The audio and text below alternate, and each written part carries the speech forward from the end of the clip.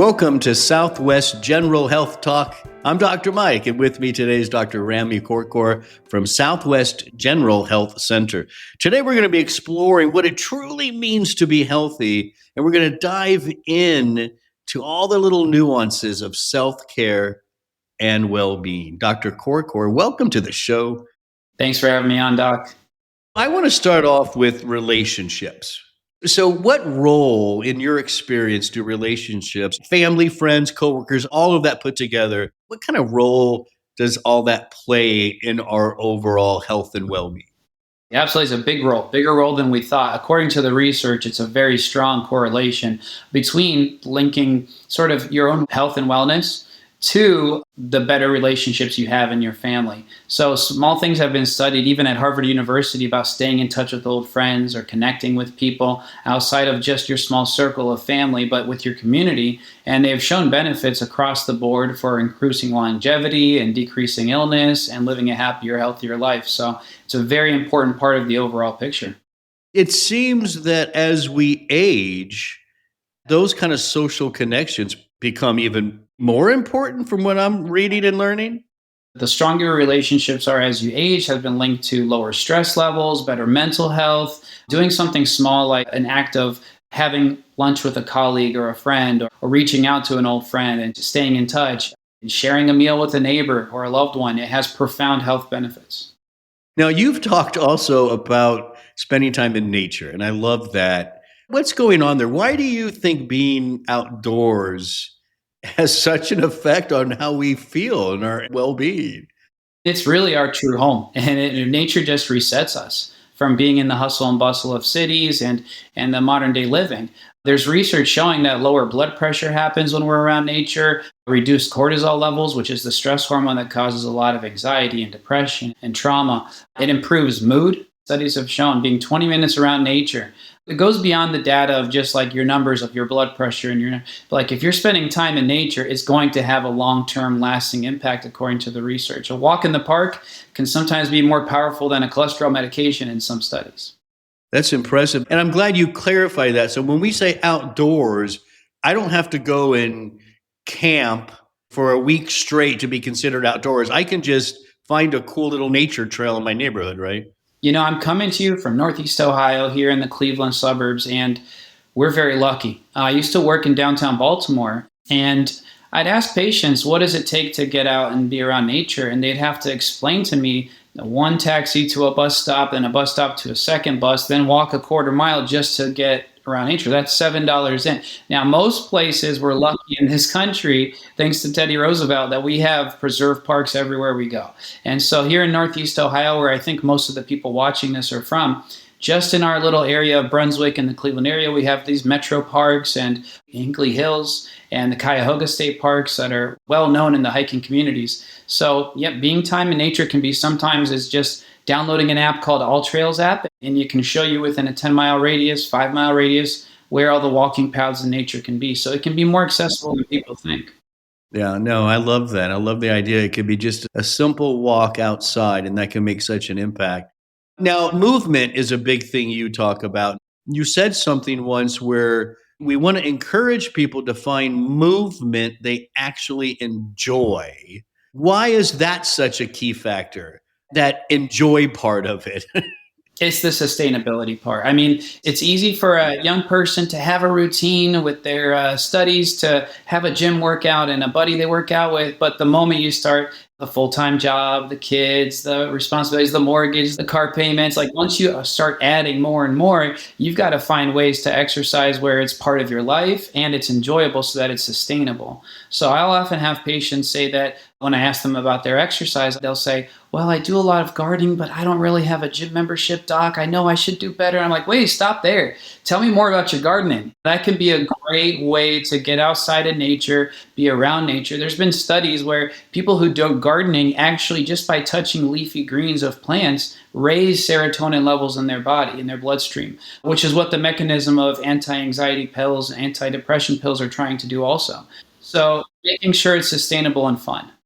I love that idea of doing something that you enjoy and that you can continue to do. A lot of physicians nowadays and other types of healthcare practitioners, they're moving away from the word exercise and they're using just being active as the replacement. Do you like that? Switching that out there? 100%. Now, technically, if you want to do what's the gold standard studies on preventing heart attacks and dementia and cancer, it's 30 minutes of getting your heart rate up 3 to 4 times a week and you're doing that cardio. And some resistance training is good for helping with the muscle breakdown that happens with part of the aging process. That's true. However, there's a book called The Blue Zones, and it's a bunch of PhDs that looked at who lives the longest. And it was farmers like across the world. When they looked at small islands off Japan or Hawaii, didn't matter where they were. It was just the act of getting up to go check on the tomatoes, getting up to go check on the chickens, and just being active and staying around nature and being active is a good way to preserve and live a nice, long, healthy life. I think a lot of people are trying to eat healthier. I think people really are trying to make that effort, but it can be difficult, right? So, can you help us kind of build and give us some tips for building a healthier relationship with food and drink? Right. I talk about this every year with every patient I have, is usually more than once a year. I encourage patients to focus on addition and not just restriction, and adding more colors to their plate. And that's a good way to incorporate more vegetables and fruits, and certainly drinking more water. We have to make sure we're being mindful of wholesome hydration as well. Things like black coffee or tea or water can be helpful to reducing inflammation in the body. But the moment we add sugar to it and artificial sweeteners, we're now corrupting this very healthy thing, or electrolytes that are usually unneeded. And so that's why some water, coffee, tea, and then more colors on the plate. And then there has to be a slow and gradual waking up process to what it means to eat healthy. I know a lot of my patients that are coming for their college physical year once a year, they're having breakfast out of a vending machine with Pop-Tarts. And they might think that they're doing a healthier thing by now trying to shift towards a protein bar for breakfast. And so that shows that they have a good wholesome intention, and they're trying to make steps to eat a more healthy breakfast, but it's still a highly processed packaged food with added sugars and dyes that has a 3-year shelf life. So I try to encourage them to try to think more creative about incorporating Mother Nature into their meals, something like eggs or oatmeal or some Greek yogurt with some berries on it. That's a better way for Mother Nature to start our days, and can be just as fiscally responsible and just as quick.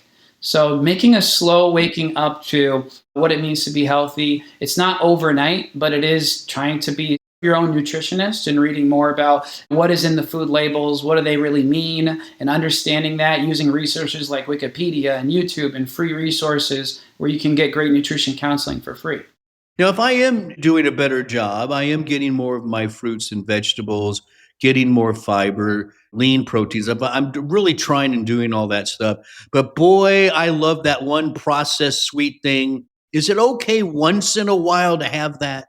100%. There's research to back this up too. So, if your standard is eating wholesome and healthy and lean, diets like the Mediterranean diet, diets like the DASH diet, or the anti inflammatory diet, those are the three big ones that we've been focusing on a lot in medicine because they're so sustainable and help prevent cancer and autoimmune disease and help prevent heart disease.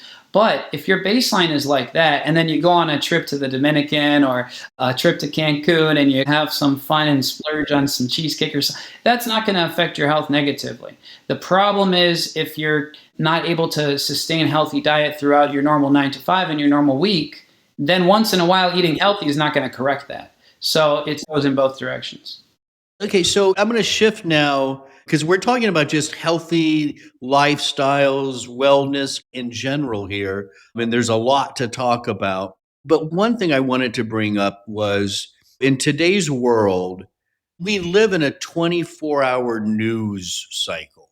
We are bombarded with constant information. It seems like breaking news is any news now. You talk about wholesome media consumption. What does that mean? What does that look like? And how does that overall help me? According to some recent research, not just in the pediatrics with screen time, but for adults as well, what we consume digitally is just as important as what we consume nutritionally. We're starting to see that more and more with the digital era.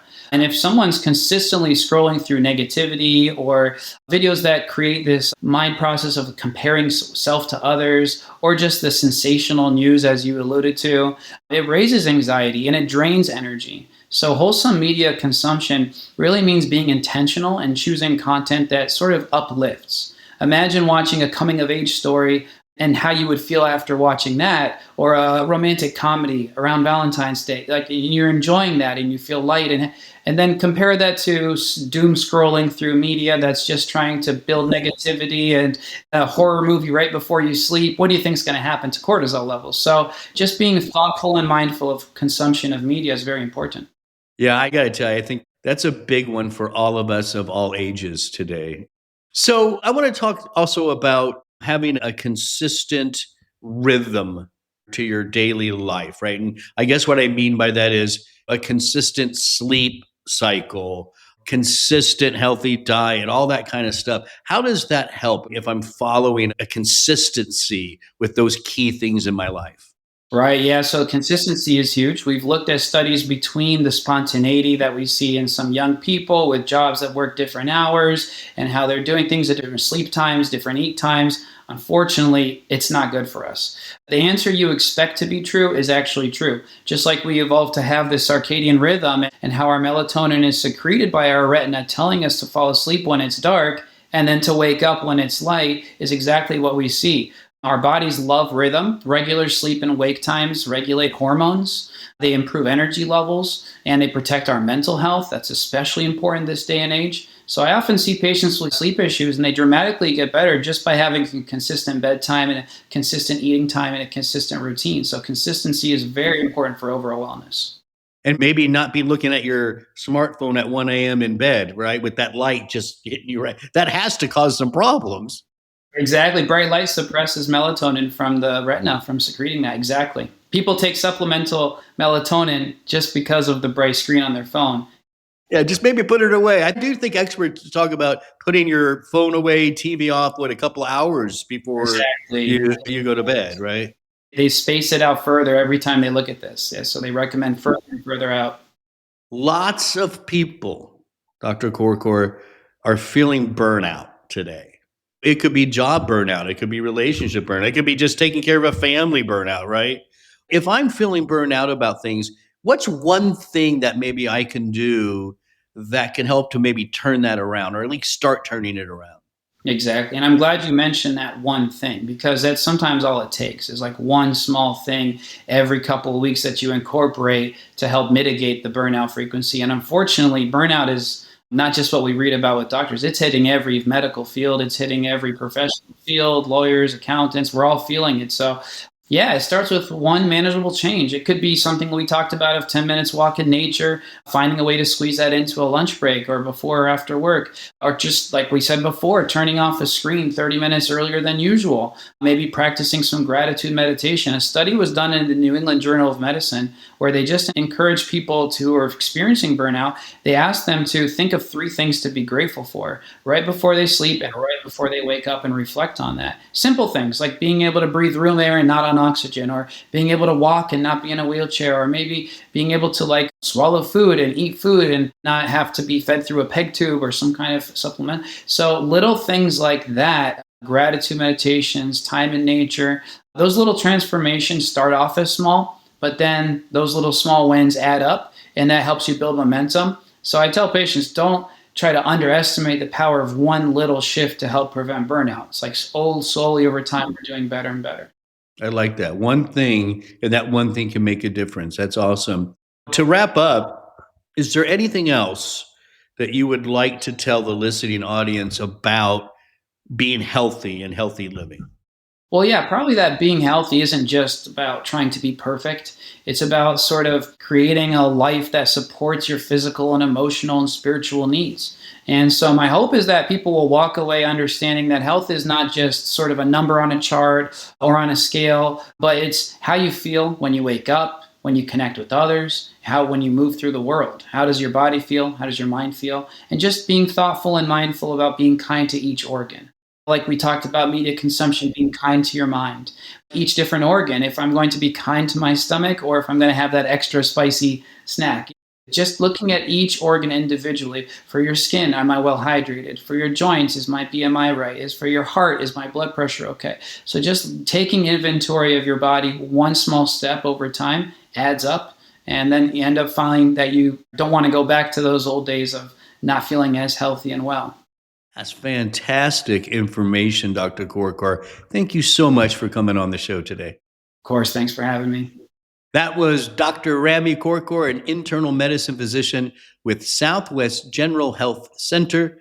To request an appointment with Dr. Korkor, you can visit swgeneral.com. That's swgeneral.com.